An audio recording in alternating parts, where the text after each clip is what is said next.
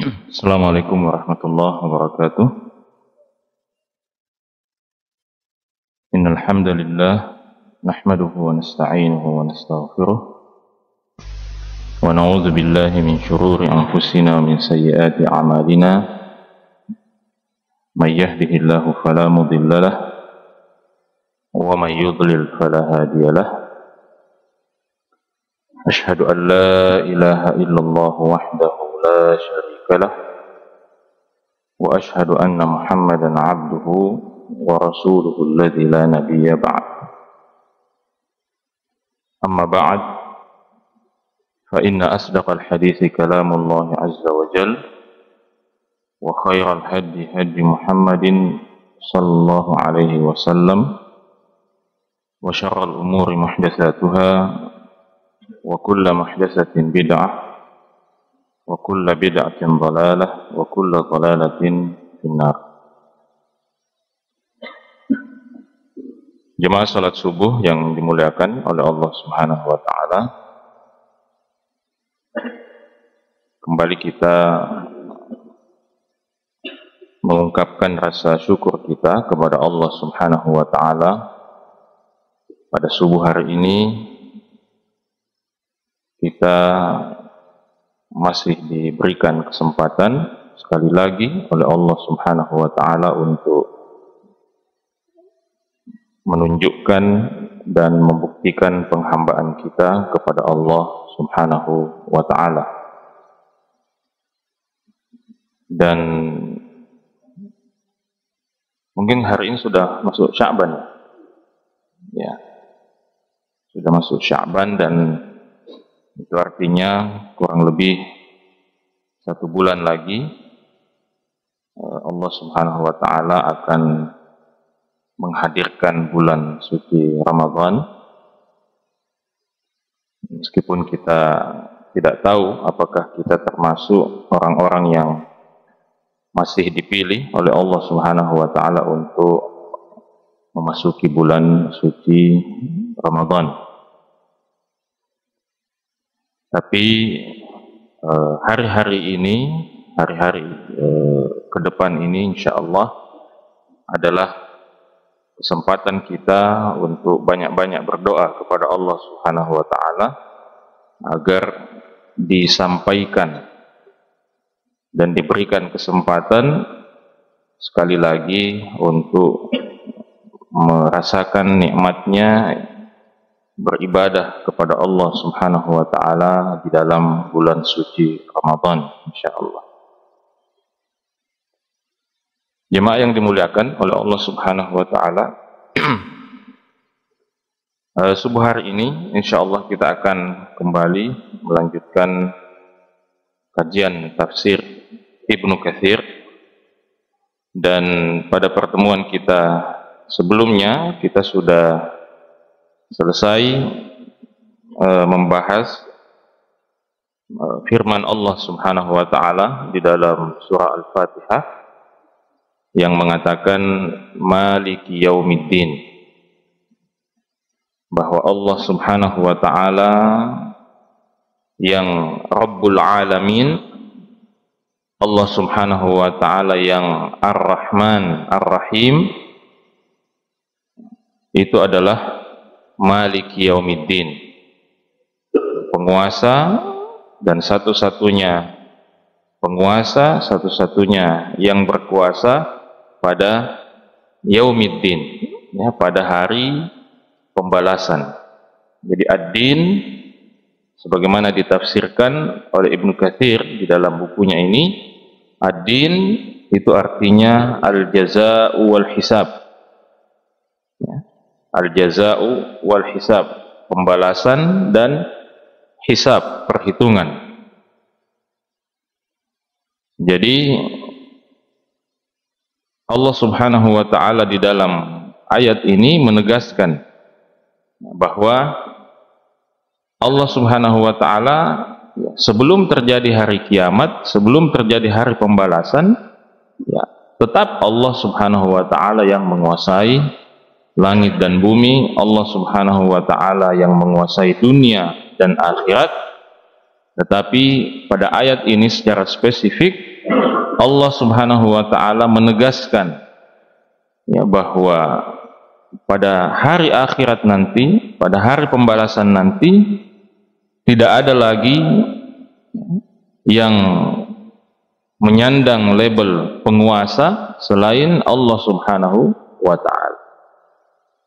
Jadi meskipun Allah Subhanahu wa taala adalah penguasa dunia dan akhirat, tapi di kehidupan dunia ini Allah Subhanahu wa taala masih membiarkan ada manusia yang menyandang label penguasa. Ada yang menjadi raja, presiden, ya, dan lain sebagainya. Tetapi nanti pada hari akhir tidak ada lagi yang diperkenankan oleh Allah Subhanahu wa taala untuk menyandang itu. Hanya Allah Subhanahu wa taala satu-satunya penguasa pada hari akhirat nanti. Dan itulah sebabnya di dalam ayat yang lain di dalam Al-Quran ditegaskan oleh Allah Subhanahu wa taala, yauma la yanfa'u malu wala banun, pada hari itu tidak ada lagi gunanya harta yang berlimpah dan anak-anak keturunan kita, illa man atallaha biqalbin salim, kecuali yang datang kepada Allah Subhanahu wa taala dengan hati yang bersih. Jadi itulah sebabnya mengapa juga dalam beberapa kajian kita sering menegaskan bahwa justru ya, pada hari itu, pada hari akhirat itu semakin terbuktilah bahwa manusia yang paling mulia di sisi Allah Subhanahu wa taala itu justru adalah manusia yang selalu dapat merendahkan dirinya di hadapan Allah Subhanahu wa taala. Jadi bukan manusia yang sok kuasa, yang petantang petenteng dengan kekuasaannya, dengan apa saja yang dia miliki, ya bukan hanya kekuasaan, tapi kadang-kadang manusia itu merasa hebat dengan potensinya, ya, dengan kelebihannya. Dan ini tidak disukai oleh Allah Subhanahu wa taala. Justru yang disukai oleh Allah Subhanahu wa taala itu, yang dicintai oleh Allah Subhanahu wa taala itu adalah manusia yang setiap dari waktu ke waktu bisa menunjukkan bahwa dia itu hamba Allah Subhanahu wa taala. Dan itulah mengapa pada hari akhirat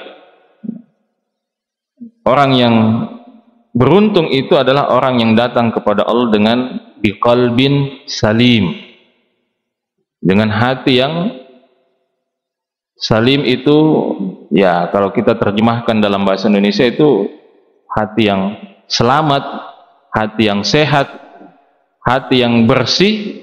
Tapi kalau kita mau lihat akar katanya, salim itu berasal dari huruf sin, lam, mim yang sama dengan akar kata Islam. Islam itu ya, secara harfiah maknanya adalah al-khudu' wal istislam, selalu tunduk dan berserah diri kepada Allah Subhanahu wa ta'ala. Jadi hati yang beginilah yang beruntung pada hari akhirat, hati yang selalu tunduk, merendah di hadapan Allah Subhanahu wa ta'ala. Nah, ayat ini juga Maliki Yaumiddin ya, mengingatkan kita ya, seperti yang sudah kita tegaskan juga berkali-kali, bahwa salah satu tema pokok yang selalu diulangi, selalu diingatkan di dalam Al-Quran itu adalah tema tentang akhirat. Ya. Untuk mengingatkan manusia ya, tentang tujuan akhirnya. Dan ini penting. Ya, makanya mungkin kalau di sini ada yang pernah baca buku yang ditulis oleh Stephen Covey, ya, ada buku yang termasuk buku bestseller itu, Seven Habits, ya, 7 kebiasaan manusia efektif. Ya. Nah, salah satu yang kalau kita mau bilang hikmah yang kita bisa ambil dari buku itu, bahwa salah satu kebiasaan manusia efektif katanya itu adalah begin with the end of mind. Jadi selalu memulai dari tujuan akhir. Jadi selalu memulai dari gambaran akhir kemana kita akan pergi. Jadi hidup itu harus seperti itu. Jadi Sekarang misalnya kita memaksa diri kita untuk bangun sholat subuh, kemudian memaksa diri kita sesudah sholat subuh, meskipun kita, apalagi ini sebagian jamaah mungkin hari Sabtu ini adalah hari weekend, hari libur akhir pekan, tapi meskipun libur pekan kita tidak memilih habis sholat subuh ini jalan-jalan ke Pantai Losari, tapi kita pilih tetap tinggal di sini, ya, meskipun sambil menahan kantuk. Ya, kenapa kita lakukan ini? Kenapa kita rela mau mengorbankan waktu kita untuk duduk di sini, untuk sholat subuh, kemudian duduk di majelis ini? Karena kita punya sebuah gambaran tujuan yang ingin kita capai di akhirat. Jadi begitulah seharusnya orang beriman. Dia selalu punya gambaran tentang akhirat, karena itulah istilahnya di end-nya dia, di akhirnya dia, endingnya dia di sana, di akhirat. Kebahagiaan puncak seorang beriman itu adalah kehidupan akhirat. Jadi ini jamaah yang dimuliakan oleh Allah Subhanahu wa taala, kita mengulang sedikit tentang tafsir Malik Yaumiddin. Jadi obsesi tentang akhirat, cita-cita tentang akhirat itu harus selalu hadir dalam semua aktivitas kita sebagai seorang muslim. Apapun yang kita lakukan, maka semuanya harus selalu berorientasi kepada kehidupan akhirat kita.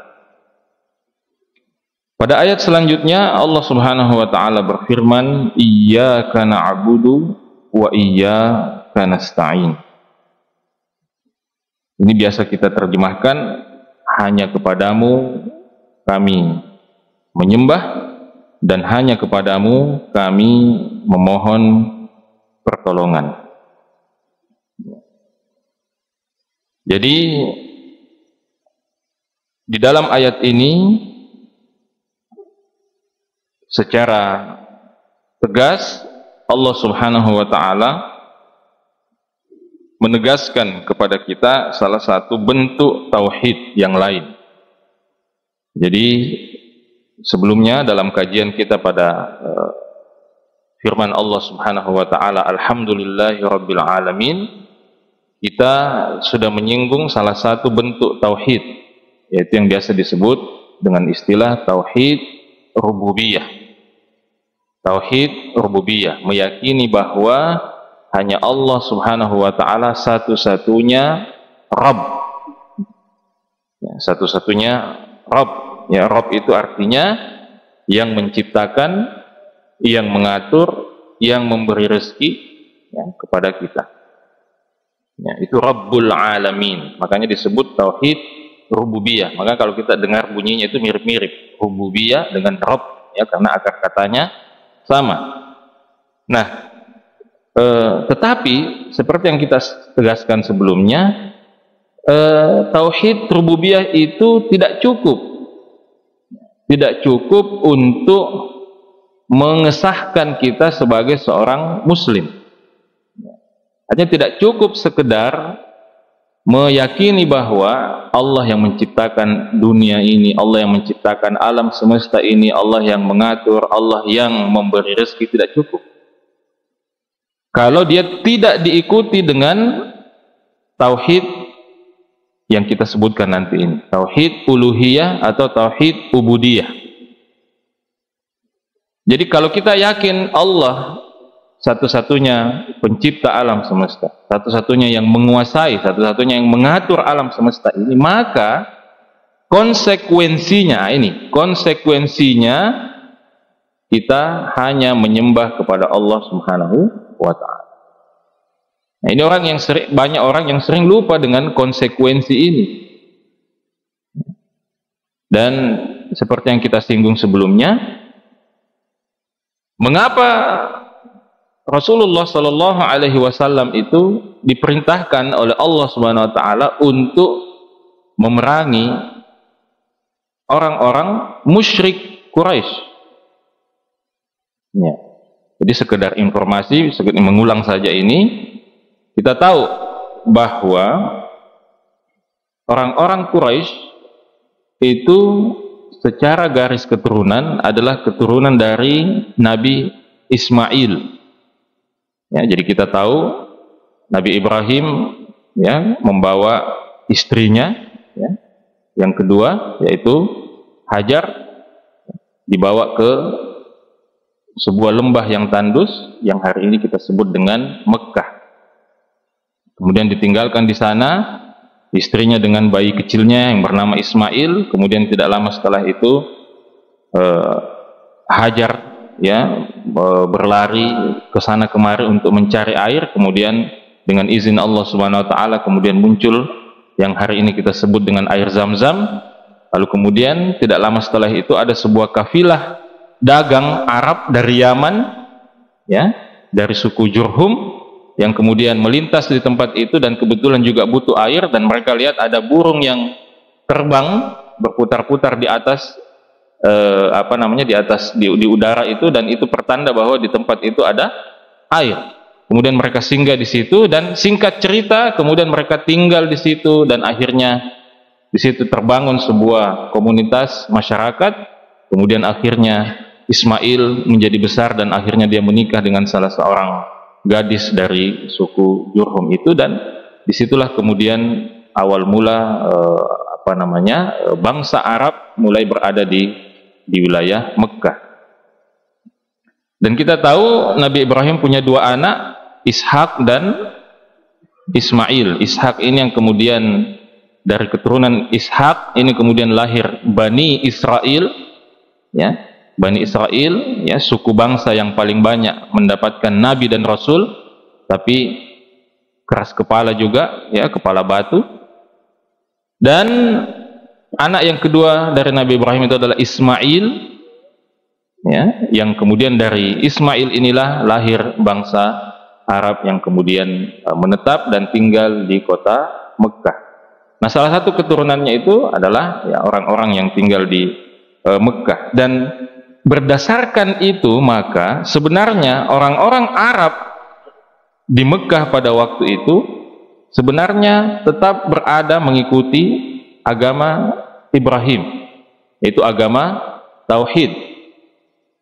Sampai kemudian akhirnya salah seorang pemuka orang-orang Arab pada waktu itu di Mekah yang bernama Amr bin Luhai al-Khuzai, ya, melakukan perjalanan ke Syam, ya, ke wilayah Syam, ya, dan di sebuah wilayah yang bernama Al-Balqa. Al-Balqa sekarang itu berada di di Yordania, di wilayah Yordania. Yordania itu pada waktu itu termasuk wilayah Syam namanya. Di sana dia melihat orang-orang di sana itu beribadah dengan cara menyembah berhala. Nah, entah mengapa kemudian gaya ibadah seperti itu jatuh dalam hati siapa? Amr bin Luhai. Dia bilang, bagus kayaknya nih, saya bawa pulang ke Mekah ini. Ya.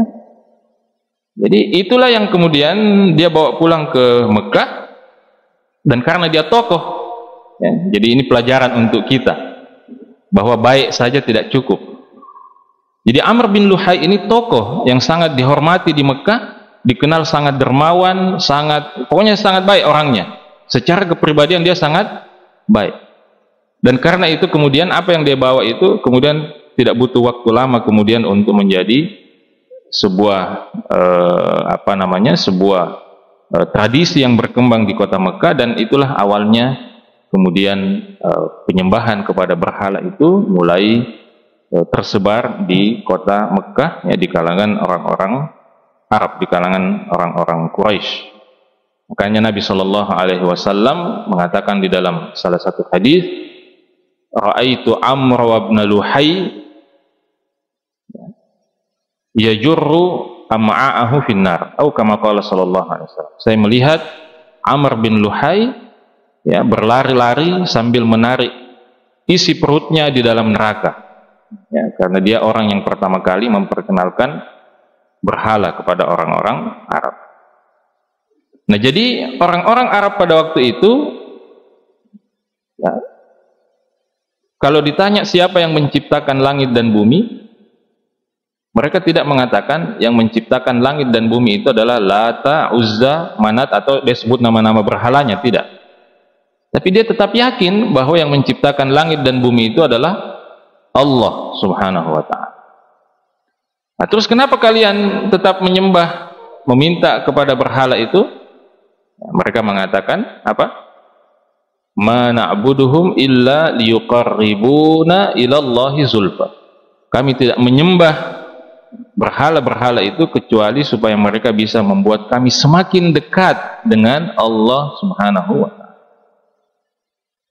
Jadi dia tahu bahwa bukan berhala itu yang memberi dia rezeki, bukan berhala itu yang menciptakan dia. Cuma dia bilang ini supaya kita semakin dekat dengan Allah, memperdekatkan kita kepada Allah. Nah, kalau kita bawa pada konteks hari ini, berhala di sini bisa diganti dengan apa saja. Ya, jadi tidaklah kami meminta kepada titik-titik kecuali untuk mendekatkan kami kepada Allah. Jadi silahkan isi titik-titik itu dengan apa saja selain berhala. Orang soleh kah? Malaikat kah? Ya, apa saja isi situ. Ahlul bait kah? Ya, isi apa saja. Itu sama dengan alasannya orang musyrik dahulu yang diperangi oleh Rasulullah SAW. Jadi orang musyrik dahulu diperangi oleh Rasulullah bukan karena mereka mengingkari Allah sebagai pencipta alam semesta ini, bukan. Tapi mereka diperangi oleh Rasulullah karena mereka tidak mengikutkan keyakinan bahwa Allah pencipta alam semesta itu dengan keyakinan bahwa hanya Allah satu-satunya yang berhak untuk disembah. Jadi itulah tauhid uluhiyah, iyyaka na'budu wa iyyaka nasta'in. Hanya kepadamu kami menyembah ya Allah, dan hanya kepadamu kami memohon pertolongan. Jemaah yang dimuliakan oleh Allah Subhanahu wa taala, kalau di luar Al-Qur'an kita bisa saja mengatakan begini. Ini kan ayatnya bunyinya begini, iyyaka na'budu. Nah, kalau di luar Al-Quran bisa saja kita bikin redaksi sebenarnya secara kebahasaan, itu tidak masalah. Na'buduka atau na'budu iyyaka, kami menyembah kepadamu. Tapi ini satu uslub, ya, satu model ungkapan dalam bahasa Arab ketika objek itu diletakkan di depan. Ya, jadi kan kalau bahasa Indonesia kami menyembah kepadamu, tapi ini kepadamunya dipindahkan ke depan, kepadamu kami menyembah. Apa manfaatnya atau apa faedahnya? Ya. Meletakkan maf'ulun bihi atau objek itu di depan mendahului kata kerjanya, itu kata di dalam bahasa Arab itu salah satu manfaatnya adalah yufidul hasr, berguna untuk membatasi. Apa artinya membatasi? Hanya kepadamu ya Allah kami menyembah. Kalau kita mengatakan kami menyembah kepadamu, itu bisa saja maknanya selain kepadamu kami juga sembah yang lain. Selain berdoa kepadamu kami juga berdoa kepada yang lain. Selain minta berkah kepadamu kami juga minta berkah kepada yang lain. Tapi begitu Allah ini diletakkan di depan, iyyaka na'budu, hanya kepadamu, artinya tidak pada yang lain. Tidak ada yang lain ya Allah. Hanya kepadamu kami beribadah, hanya kepadamu kami menyembah. Nah, ibadah itu sendiri kalau kita lihat secara kebahasaan, di sini Ibnu Katsir mengatakan al-ibadatu fil lughah minaz-zullah atau minaz-zillah. Ibadah secara bahasa itu bermakna az-zullah, kerendahan, kehinaan. Ya.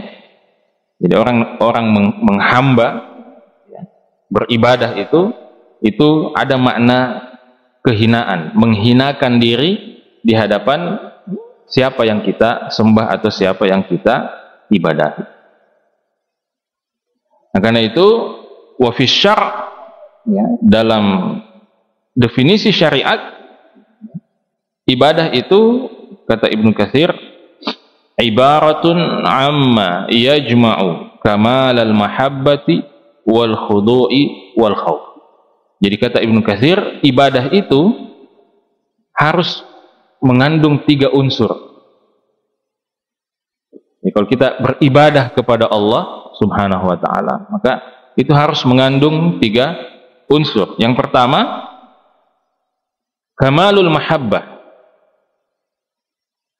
kecintaan yang sempurna kepada Allah Subhanahu wa taala.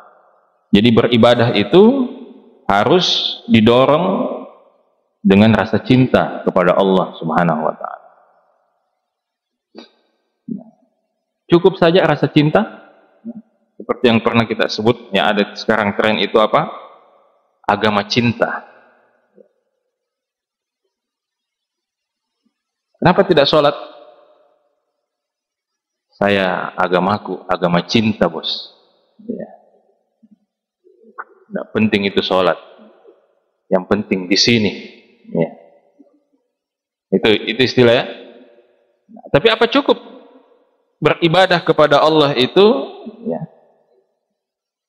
Kita ini bukan pacaran dengan Allah, ya. Kita ini beribadah kepada Allah. Apa cukup cinta saja kepada Allah Subhanahu wa taala? Yang kedua, harus ada yang kedua ini, al-khudu',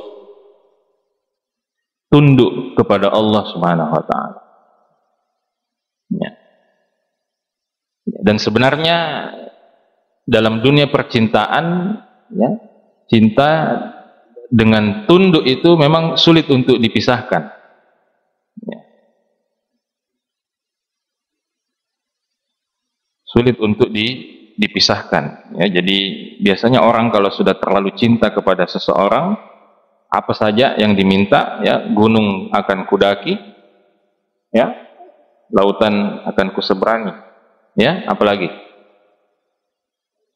tai kucing bisa rasa coklat, ya. Kalau overdosis, ya.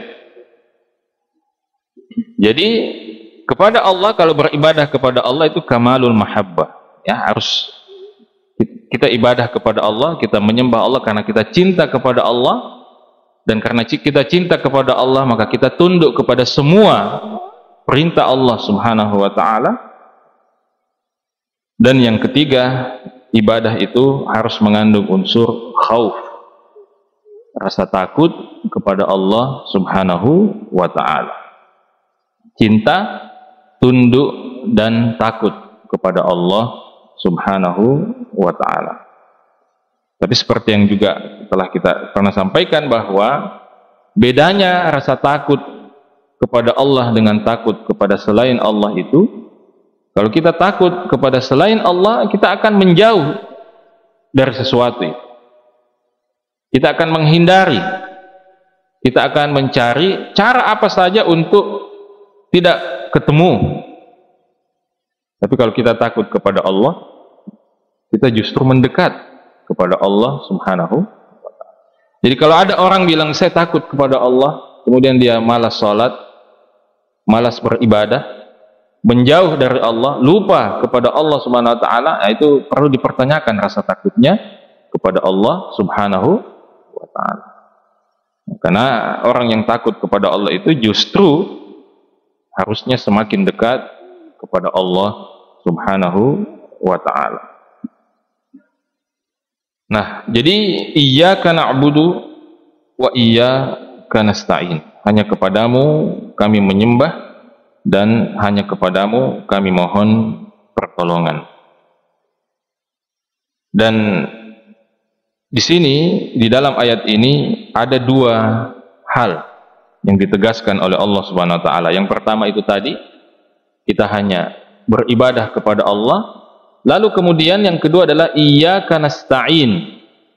Karena kita beribadah hanya kepada Allah Subhanahu wa taala, maka kita bersandar, memohon perlindungan, bertawakal hanya kepada Allah Subhanahu wa taala. Itulah makna iyyaka nasta'in. Hanya kepadamu kami menyembah, hanya kepadamu kami beribadah, dan hanya kepadamu kami memohon pertolongan. Kata Ibnu Katsir, wa hadza huwa kamalut ta'ah. Inilah puncak kesempurnaan ketaatan kepada Allah. Apa itu?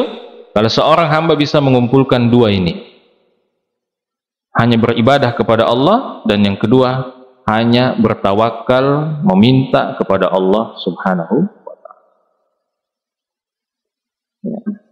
Jadi seperti yang kita singgung tadi di awal, semakin banyak kita minta kepada Allah, itu semakin mulia kedudukan kita di hadapan Allah.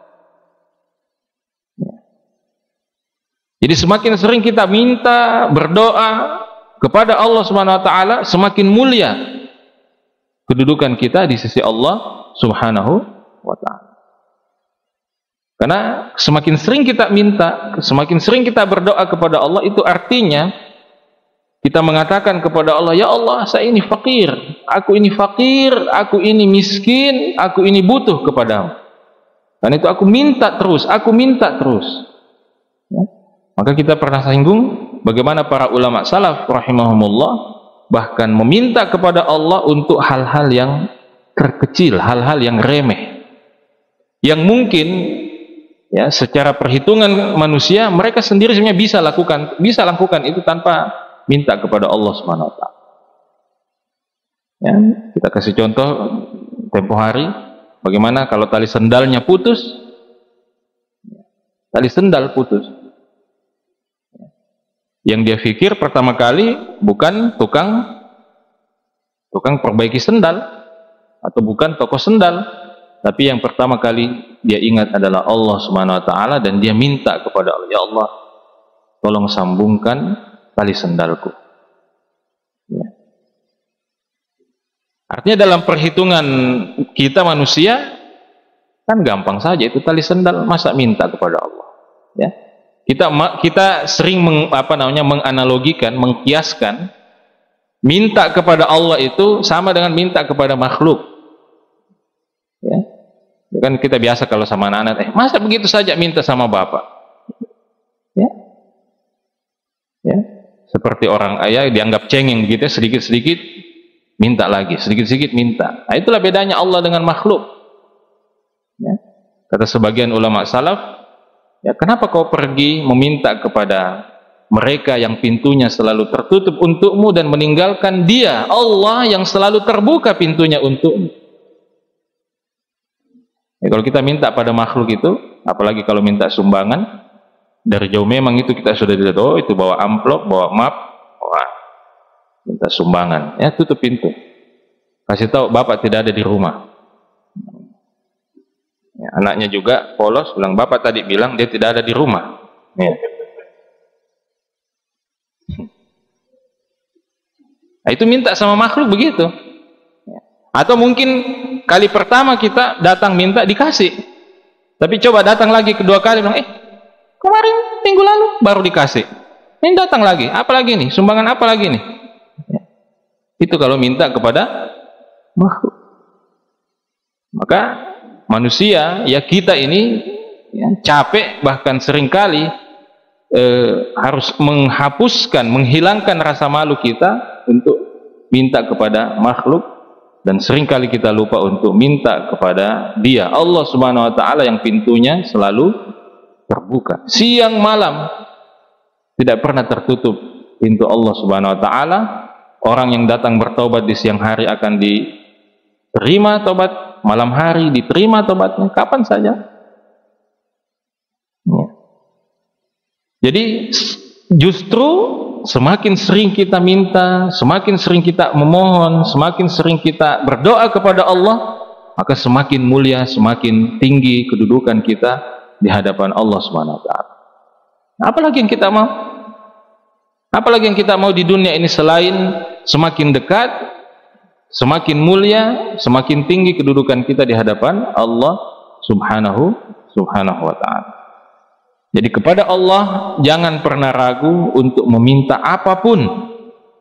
Jangan pernah ragu untuk meminta apapun kepada Allah Subhanahu wa ta'ala.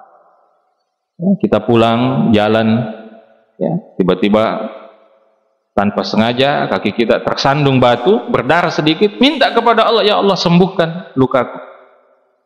Hanya supaya ini menjadi, ya kalau istilah Stephen Covey tadi, menjadi habit, ya, menjadi kebiasaan kita. Pokoknya sedikit-sedikit minta pada Allah.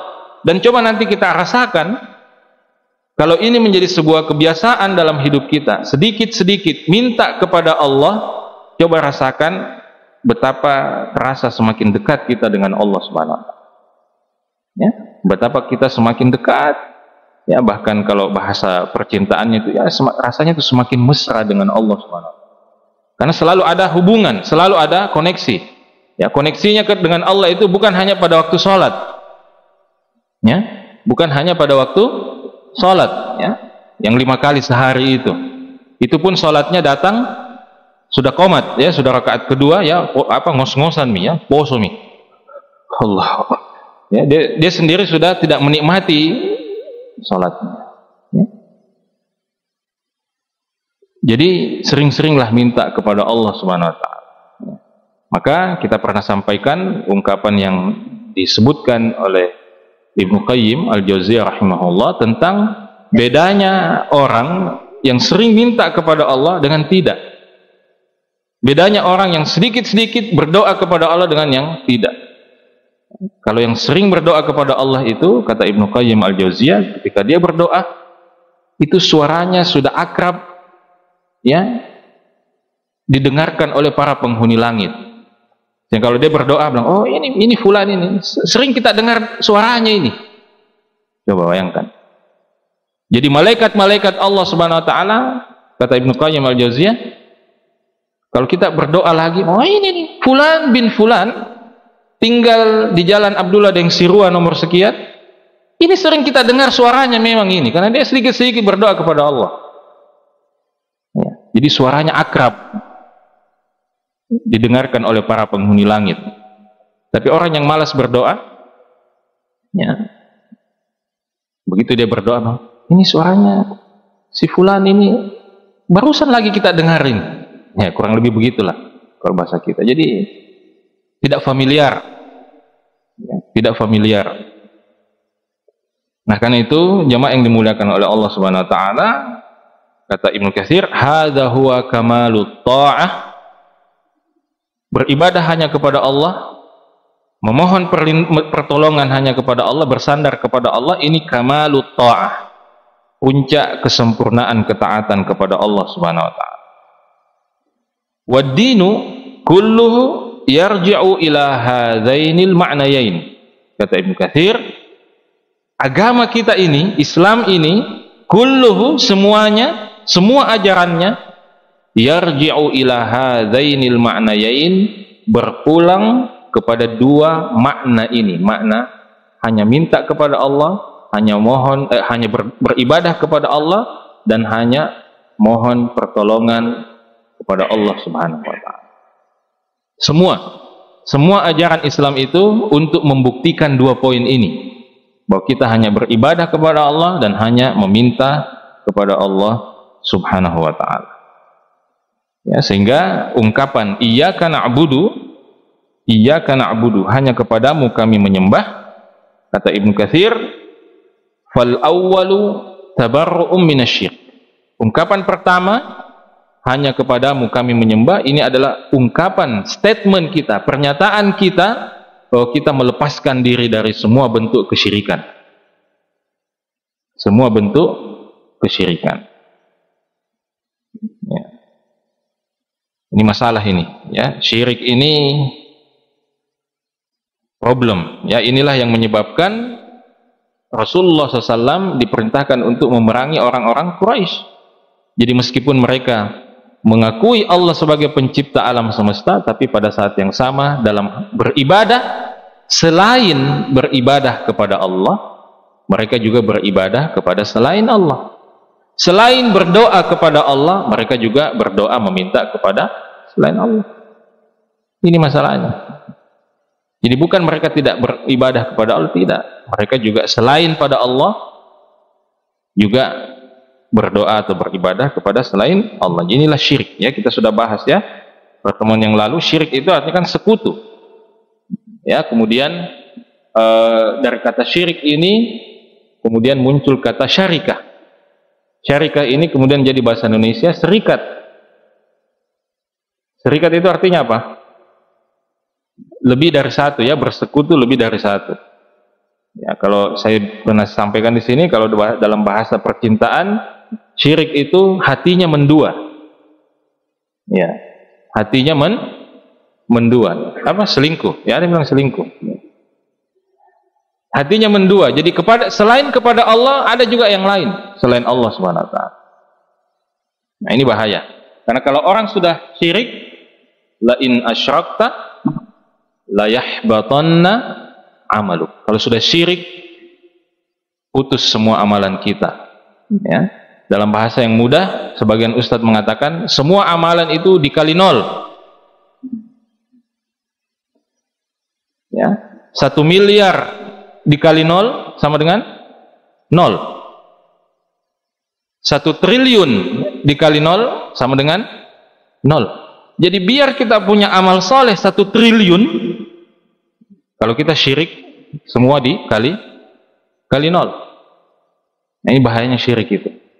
Kalau maksiat yang lain, ya, maksiat yang lain, ya, itu tidak sampai seperti itu. Mungkin mengurangi pahala, ya, menambah catatan dosa. Tapi kalau sudah syirik, ini sangat-sangat berbahaya. Ya, semua dikali 0. La in asyrakta la yahbatanna amaluk. Jadi ini kata Ibnu Qayyim al-Jauziyah seperti orang yang melakukan perjalanan jauh sambil menggendong sebuah kantong besar yang dia pikir kantong itu bisa menjadi bekal perjalanan atau bekal yang dia butuhkan ketika dia sampai di negeri tujuannya. Tapi begitu dia sampai di negeri tujuannya, dia buka kantong itu, isinya pasir. Itu bayangkanlah, orang capek-capek, ya, haji tiap tahun, umroh setiap bulan, sedekah setiap hari 1 miliar. Ya, bayangkan itu, sedekah 1 hari 1 miliar. Punya panti asuhan, ya, punya banyak sekali kebaikannya. Bangun masjid, pokoknya setiap kabupaten ada masjid yang dia bangun. Ya. Tapi dia juga melakukan syirik kepada Allah. Itu seperti ini. Seperti orang yang menggendong karung, dia pikir itu amal soleh, dia pikir itu pahala, kebaikan yang berguna untuk akhirat. Begitu sampai di akhirat dibuka, pasir semua isinya. Makanya kenapa kita selalu mendakwahkan tauhid dan mengingatkan untuk waspada dengan kesyirikan, karena ini bahayanya luar biasa. Jadi ungkapan pertama iyyaka na'budu itu adalah statement atau pernyataan kita bahwa kita berlepas diri dari segala bentuk kesyirikan. Lalu statement atau ayat potongan yang kedua, wa iyyaka nasta'in, hanya kepadamu kami mohon pertolongan, kata Ibnu Katsir, wasani tabarru'un minal hauli wal quwwati wa tafwidun ila Allah azza wa jalla. Ya.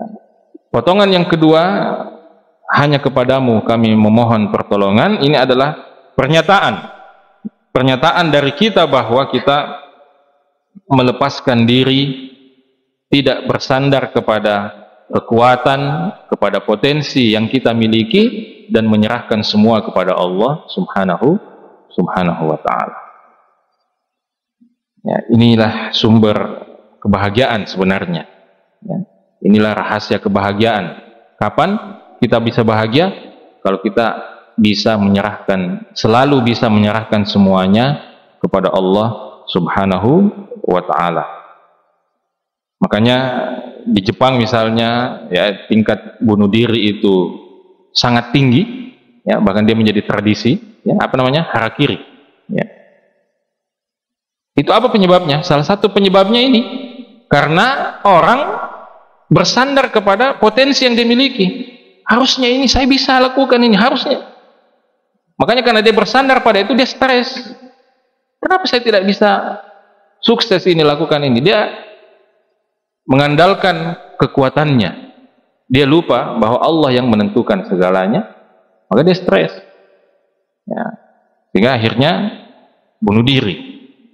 Tapi kalau kita serahkan semua kepada Allah Subhanahu wa taala, maka insya Allah ini menjadi jalan kebahagiaan kita dan jalan ketenangan dalam hidup kita.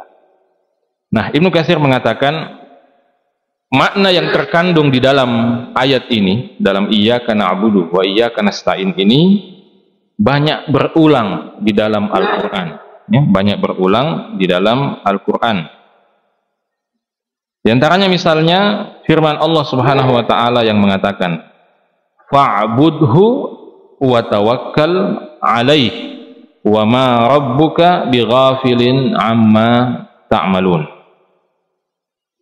Allah Subhanahu wa taala mengatakan dalam ayat ini, fa'budhu wa tawakkal 'alaihi. Maka sembahlah Dia Allah, wa tawakkal 'alaihi, dan bertawakkallah kepadanya. Kalau kita lihat ayat ini maknanya sama dengan ayat tadi. Iyyaka na'budu, hanya kepada Allah kami menyembah dan hanya kepada Allah kami mohon perlindungan. Tapi dalam ayat ini bunyinya fa'budhu, maka sembahlah Allah, wa tawakkal 'alaihi, dan bersandarlah, bertawakkallah hanya kepadanya.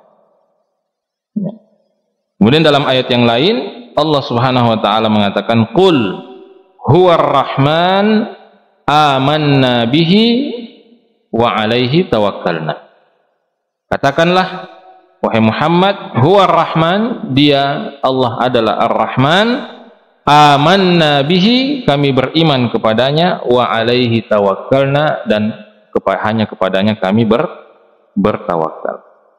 Jadi makna seperti ini banyak terulang dan selalu digandengkan oleh Allah Subhanahu wa taala dalam ayat-ayat Al-Qur'an, bahwa ibadah hanya beribadah kepada Allah dan hanya mohon pertolongan kepada Allah Subhanahu wa taala. Karena itu sebagian ulama salaf mengatakan Al-Fatihatu sirrul Qur'an. Sebagian ulama salaf mengatakan Al-Fatihatu sirrul Qur'an. Al-Fatihah itu adalah sirrul Qur'an, rahasianya Al-Qur'an. Ya. Dan kemudian dikatakan lagi dalam kelanjutannya wasirruha hadhil kalimat, dan rahasianya lagi Al-Fatihah itu adalah kalimat ini, ungkapan iyyaka na'budu wa iyyaka nasta'in. Baik, jadi ini firman Allah Subhanahu wa taala iyyaka na'budu wa iyyaka nasta'in. Seperti yang tadi kita katakan, ayat ini menegaskan satu bentuk tauhid, yaitu tauhid uluhiyah. Tauhid uluhiyah, uluhiyah itu berasal dari kata ilah, artinya kita hanya meyakini Allah sebagai satu-satunya ilah yang kita sembah. Biasa juga disebut dengan istilah tauhid ubudiyah. Tauhid ubudiyah. Ubudiyah itu berasal dari kata ma'bud. Ma'bud itu artinya Tuhan yang disembah. Jadi maknanya kurang lebih sama. Ibnu Abbas, ya, Ibnu Abbas radhiyallahu taala anhuma menafsirkan firman Allah iyyaka na'budu dengan mengatakan iyyaka nuwahhidu wa nakhafu wa narjuka ya rabbana la ghairak.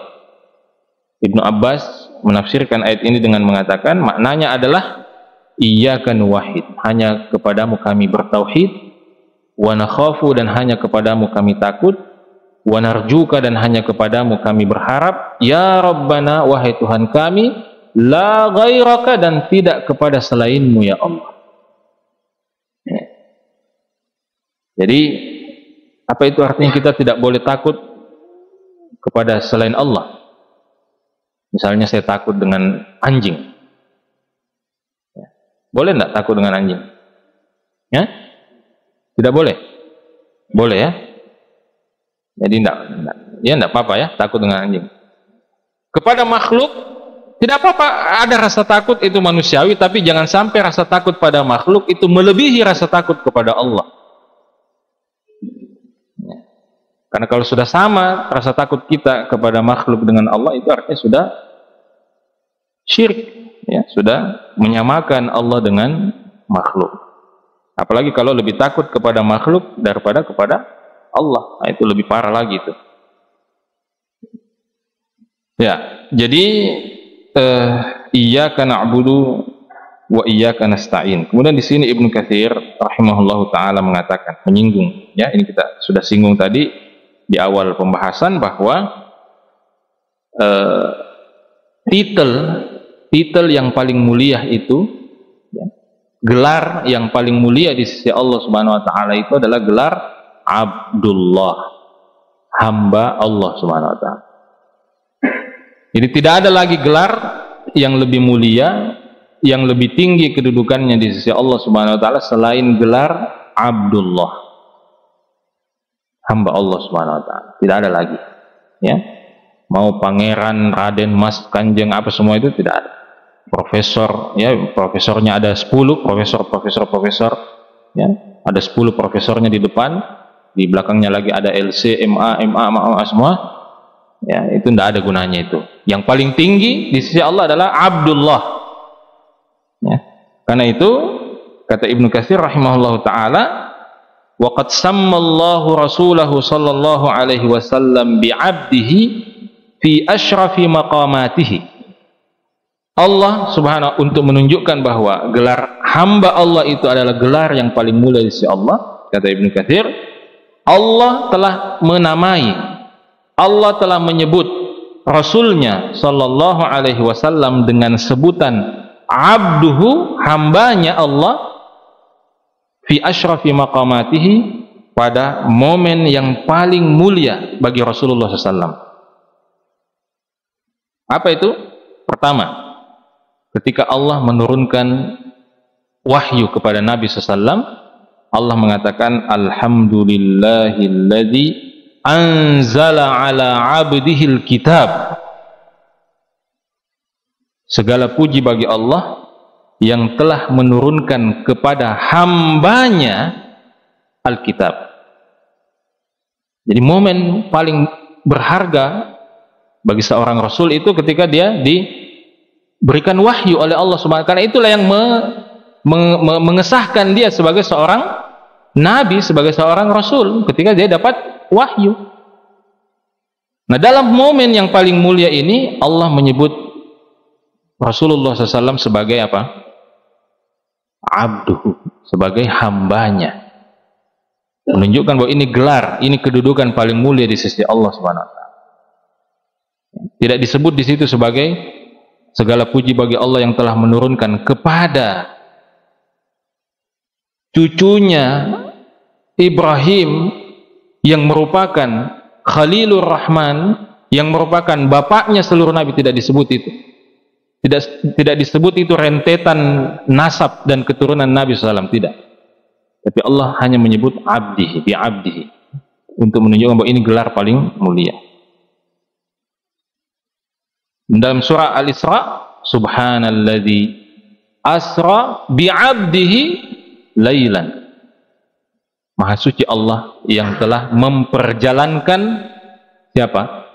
Bi abdihi, hambanya, pada waktu malam, dari Masjidil Haram ke Masjidil Aqsa. Jadi dalam momen-momen yang sangat mulia ini Allah menggelar atau menggunakan, menyebut Nabi Muhammad SAW dengan sebutan hamba, untuk menunjukkan bahwa posisi hamba ini adalah posisi yang paling mulia di sisi Allah Subhanahu wa ta'ala, ya. Karena itu semakin kita bisa menunjukkan kepada Allah bahwa kita ini hamba, kita ini fakir, kita ini selalu butuh kepada Allah Subhanahu wa ta'ala, maka insya Allah semakin mulia, semakin dekat kita dengan Allah Subhanahu wa ta'ala. Baik, ya, itulah jemaah sekalian yang dimuliakan oleh Allah Subhanahu wa ta'ala, kajian kita pada subuh hari ini. Ya, sebenarnya tadi saya berharap bisa lanjut ke ihdinas siratal mustaqim, tapi waktunya sudah, saya lihat ini 54 menit sekarang ini, ya, sudah hampir 1 jam kurang lebih kita membicarakan firman Allah Subhanahu wa ta'ala, iyyaka na'budu wa iyyaka iyyaka nasta'in. Insyaallah pertemuan akan datang, mudah-mudahan kita dimudahkan oleh Allah Subhanahu wa taala, dan mudah-mudahan pertemuan pagi hari ini bermanfaat untuk kita semua. Subhanakallahumma bihamdik asyhadu an la ilaha illa anta astaghfiruka wa atubu ilaik. Wa akhiru da'wana anil hamdulillahi rabbil alamin. Assalamualaikum warahmatullahi wabarakatuh.